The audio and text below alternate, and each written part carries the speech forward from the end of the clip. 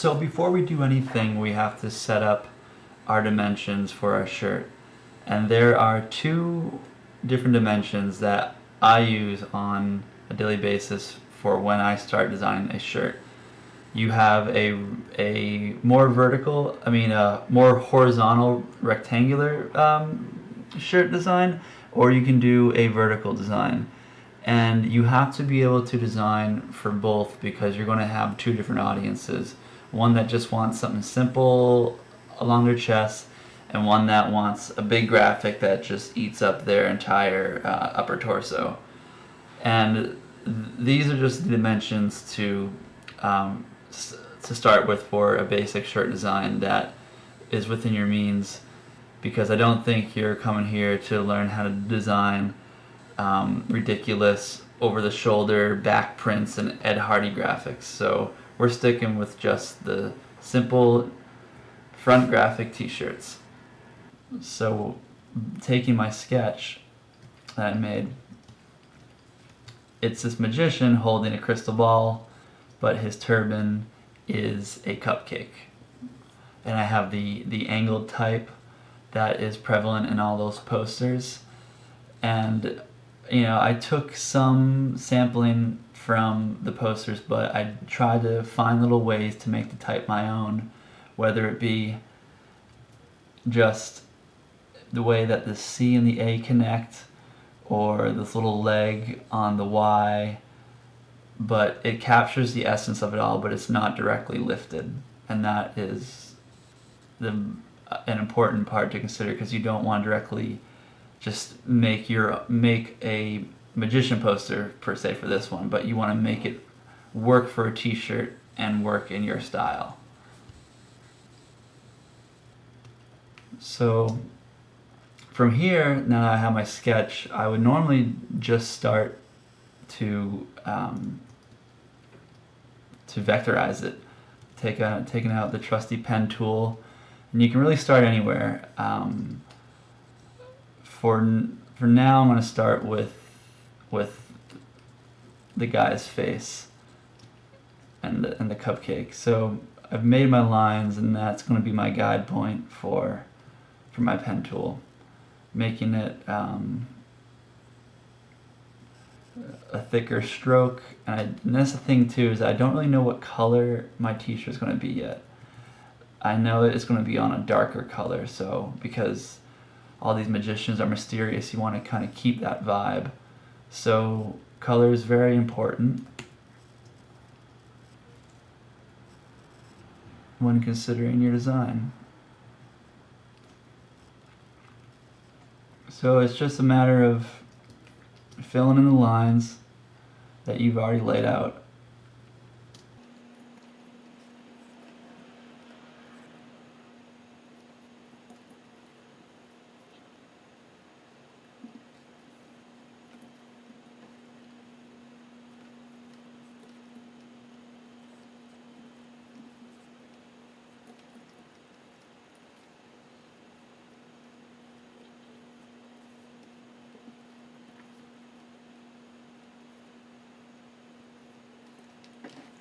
Okay, so I'm going to fast forward to some progress I've made on this. You see that I kind of got this far. Or actually, I'll show you this one. All right, so I got to here, and I wasn't really liking the guy's gesture, his face. It was a little too real.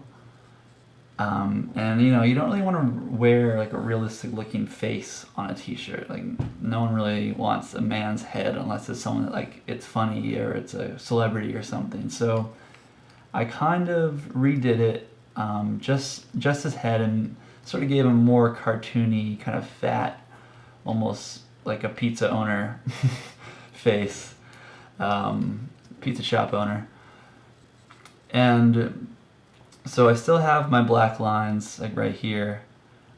So, but on a black background, you can't see them. So adding these highlights beneath it to give it the shape, but not to totally fill in the color, because it's dark. You want some dramatic lighting. So just going through and just making little shapes that go beneath the outline of it.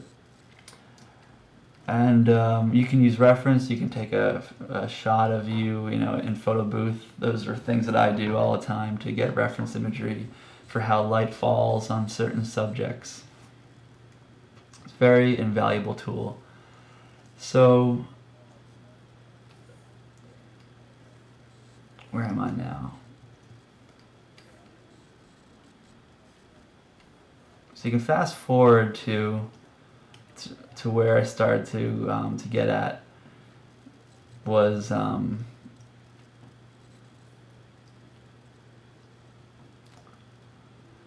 I filled in the turban, gave him some more dimension. I wasn't liking his mustache, and I still am trying to figure out the hands. So I did a different mustache version. He is right here. So I gave him a bunch of little lines to give it more texture on the mustache, because I noticed that this shirt was lacking texture. It's very flat. There's nothing that was texture.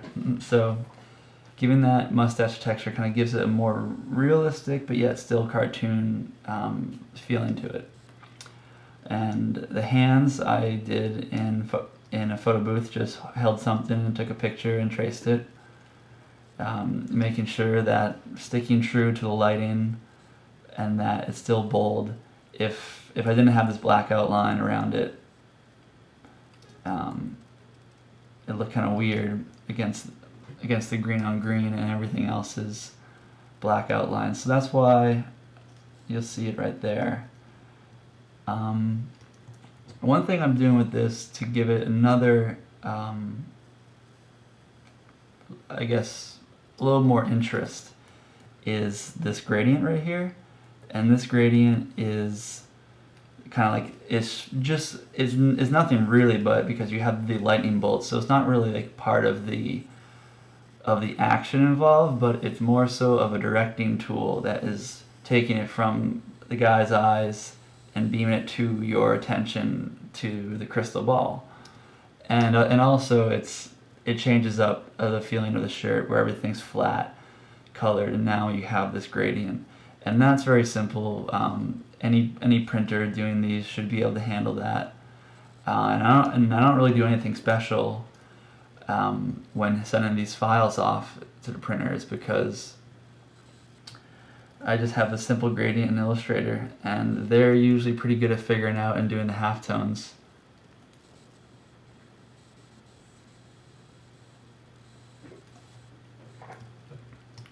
So a lot of times in t-shirts there will be the name of the brand, the logo, and sometimes a saying.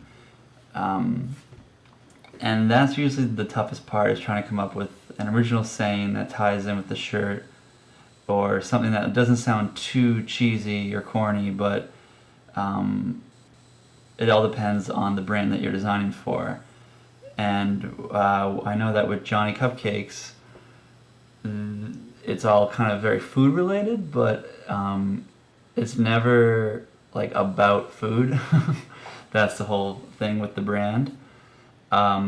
So I know that this design wasn't really complete. It needed one more thing, maybe right here, but beneath the magician. So I came up with the phrase "feast your eyes." It's funny. It's kind of it works with the magician phrasing. Before an attraction, like "feast your eyes now on Johnny Cupcakes the Great." So I don't even need to complete the sentence, because it kind of implies the whole idea of the brand, like eating, feasting, eyes. He's a hypnotist. So with typography, this is all custom type, and I'm going to show you a trick that I do to make type, you'll see as I go over each one of these letters, they're all just shapes. And once you start to figure that out, how all these letters are made up, the challenge it's much easier. Once you break down each letter into different components, you can make some simple typefaces that just have a little bit of personality, all depending on certain tweaks you give it. So I basically just started off with a rectangle. You can draw lines to give your x height and your cap height should be about there. And then so you set up your basic guides, and then you do you just go to town. I would take, if I didn't have this A right here, why is it doing that?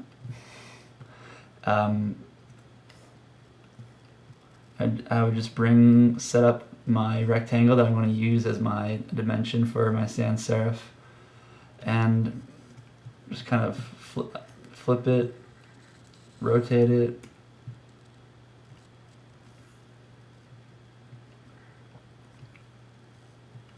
and then you have an A. Yeah, that looks about right.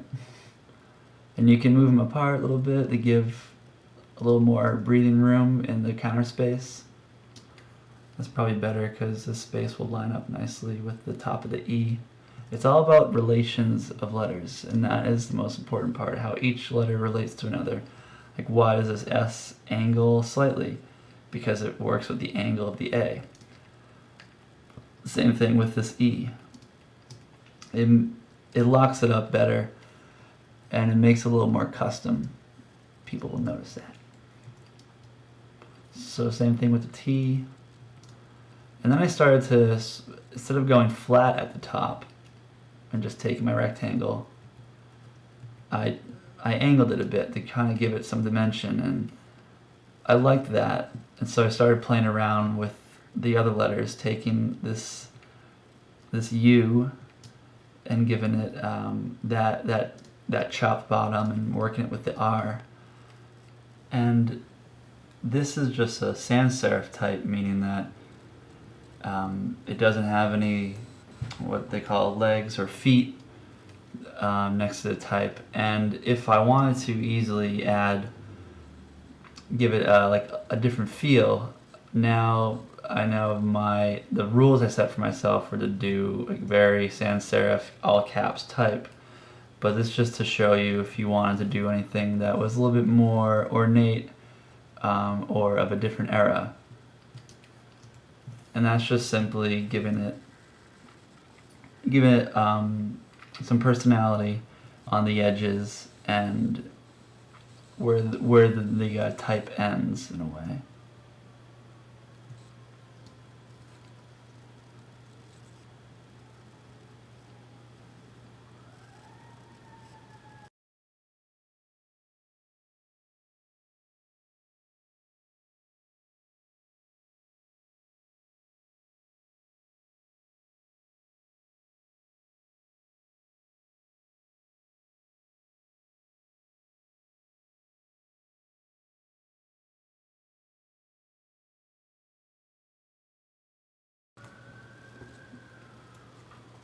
So it's basically up to you, but as long as you have your building blocks, you can do whatever you want. If I wanted to make it a little sharper on the edges instead of a rounded serif, I can do that. That kind of gives it like this pretty heavy look. So I probably won't stick with that for the final, but it could be used for another t-shirt. So I'm sure you'll do a bunch of different versions of type for your shirt, and don't throw them all away because a lot of the same pieces can be used for a different shirt.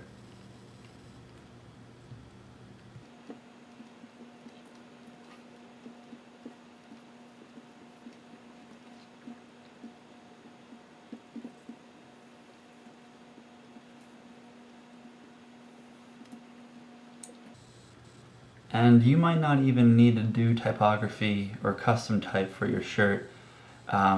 Here's an example of a shirt that we did for London, the Johnny Cupcakes London opening. And it's not type-centric at all, but there's a little bit of type in the center. And it's a little bit of custom, just gave a few things to tweak it up a bit. But the whole image relies on the image. So making that very simple and strong, and also using the color of the shirt as the color of the bus, as the subject matter. So you also limit on color, because that's going to be very important with your printer. Is the less colors, the less cost. So I try to use as little colors as I can when designing a t-shirt. Another thing to notice on this shirt is the dimension of it, is that since it is just a basic image and it's not type heavy, it doesn't rely on the name, creating the flow of the image to work on a shirt and still brand it. So keeping the logo on top, so because if you're wearing a collared shirt and this is showing, that placement's very important, and because it's at the top, it's going to be near the collar line. So if you're wearing a button-down shirt over this shirt, people will still see it, and it will still be known that you're wearing this brand, and it's just more of a flag, I guess. And so making this bus, and I guess why I chose the bus is because they are tall, and knowing that we needed a tall shirt, I thought that it would just look really good on a shirt. So I chose the bus because of its verticality, and I didn't need to say Johnny Cupcakes anywhere because you got the logo up top, and the image is a giant cupcake and it's coming right at you. So that's another thing to keep in mind.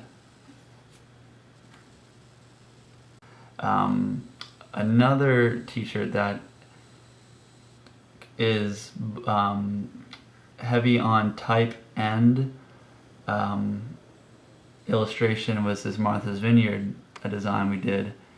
And let me open that up. It also utilizes another important, I guess, technique, is this yellow moon right here and the stars are going to be glow in the dark. So calling that out for the printer is very important, and it's going to be a layer on top of a color. So you can do your color. It should mostly be a light color if you're going to do glow in the dark, and then the glow in the dark ink will go over that.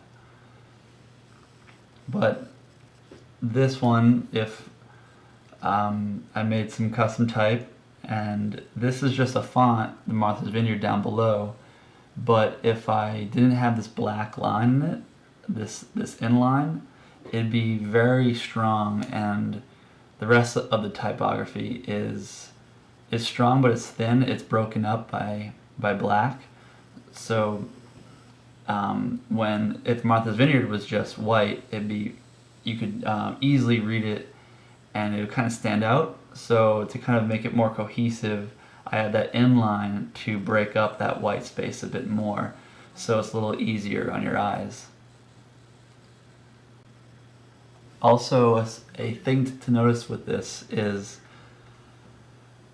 it's that other aha moment, I guess, in the design. So you have the lighthouse; it's a fixture on Martha's Vineyard, but to give it our twist, we put this little chef with a cape up on top, and it kind of makes this little Batman superhero vibe because it was Johnny Cupcake's first time on Martha's Vineyard. So it's sort of like, we're coming, watch out, we got the lighthouse on us, and we're here to save the day.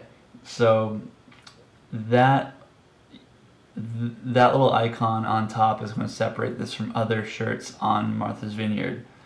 And so when people go to the store, they're going to want this one because it has an iconic landmark and it says Martha's Vineyard, but it's got more personality and humor because of the lighthouse and the figure on top.